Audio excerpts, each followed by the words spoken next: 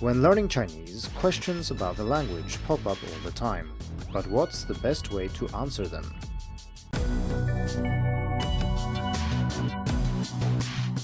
Hello and welcome to the Hacking Chinese podcast.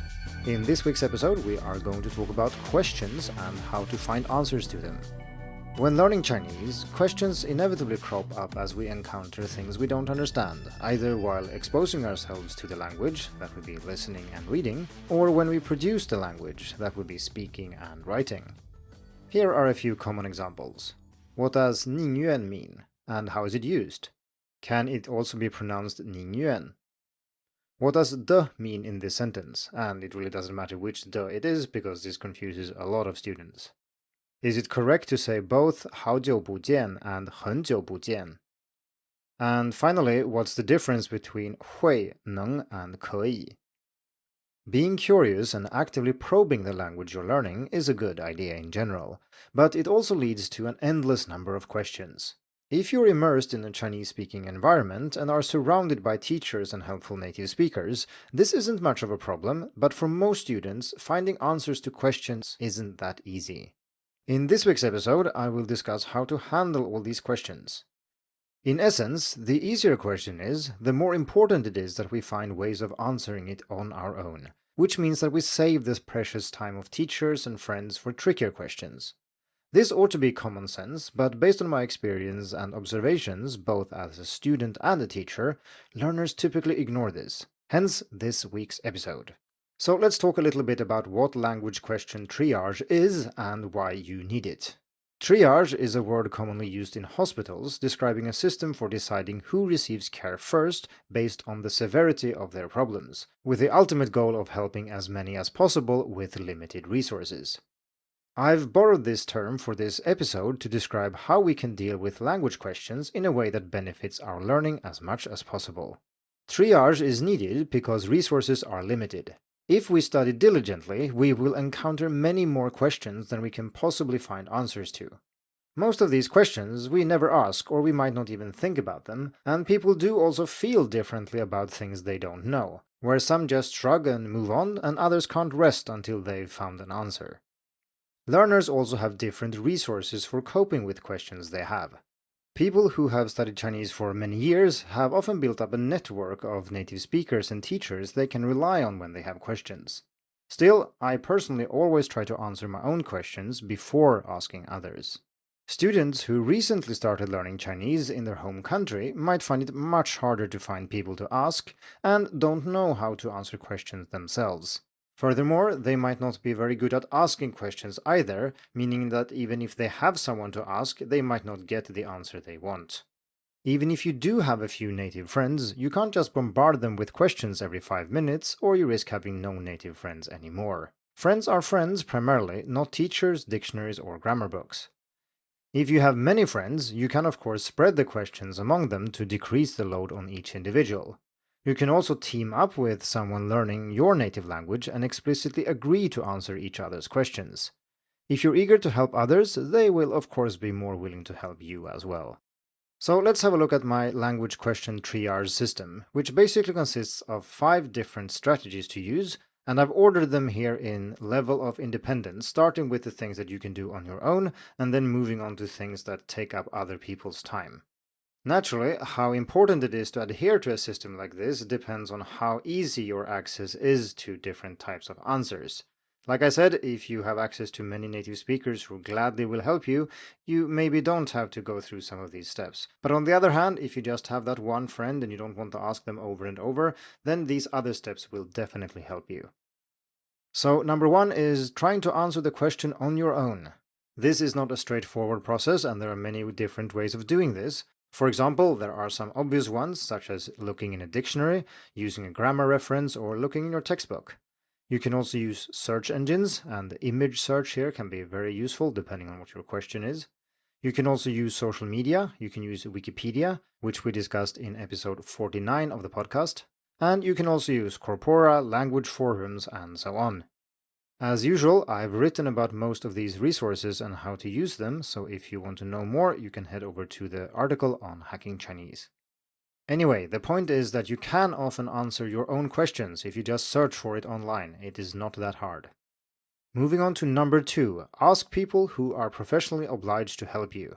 Of course, sometimes questions aren't very easy and you can't find the answer on your own. Well, if you have a teacher or maybe someone else who is obliged to help you for some reason, then you can ask them.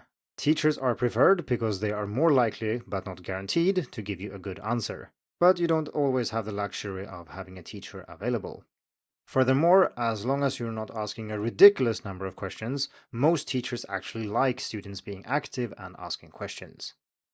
So number 3 is to ask publicly. There are many places on the internet where you can ask questions about learning Chinese and the Chinese language. For example, you should check out Chinese forums, and you should also check out Chinese language on Reddit, and you should also check out Chinese language on Stack Exchange. The important thing here is that you're asking people in general, and whoever feels like answering will just post a reply. This is very useful for some questions, particularly those that are best answered by advanced second language learners rather than native speakers, and it can also be very useful for extremely tricky questions that you simply don't find the answer to and your teacher might not know the answer to. I discussed resources like this in depth in an article called 5 websites to help you answer your questions about Chinese, and I'll put a link in the description. Number 4 is to ask people you know in general. This is probably only possible using social media of some kind, but it can be very useful. If you have a question you can't find the answer to, try posting it on Facebook or Twitter or whatever social media platform you prefer. If you are connected to other people who learn Chinese or native speakers, there might be someone out there who knows the answer and steps up to help you. This is quite different from asking someone in particular, because here you're not putting pressure on a specific person to help you. Finally, number 5, you can do just that and ask someone you know in particular. While I know this is rather obvious for most of you, I still want to point out that when you ask people like this, you need to make sure that they are actually okay with it and that they don't think you're annoying for asking you all these questions. You're learning the language, and I'm also learning languages, and we love languages, that's fine. But not everybody does that, and being asked all the time about things that they don't find interesting might make you a rather annoying person in their eyes. So again, friends are friends and normal social rules apply. So, as you might have noticed, most of what I said here is about utilizing resources in the best possible way, but it's also about not wasting resources if you don't have to. It's about not annoying people too much, but still being able to ask them if you need to. There is actually one additional method that you can use, and that is to collect questions and ask them later. It's quite annoying to have someone ask 20 small questions spread out during the day, and regardless if people tell you that that's not a problem, they probably still think that it is. Thus, collect questions and save them. I have a simple text file on my computer where I save different kinds of questions, and I've also used a special notebook for this purpose for many years. When I think there's a good opportunity, I take a few of them and ask friends, either over the internet or in person. I also tag questions to be able to ask the right person. This sounds very fancy, but it's just a matter of adding a letter in front of each question, so P for pronunciation, C for characters, G for grammar, and so on. Some people I know are very good at answering specific questions, so it's nice to be able to find those questions when I have a chance to ask them. This method of saving questions is also good because a delay between the questions popping up and you asking them can also serve as a natural filter.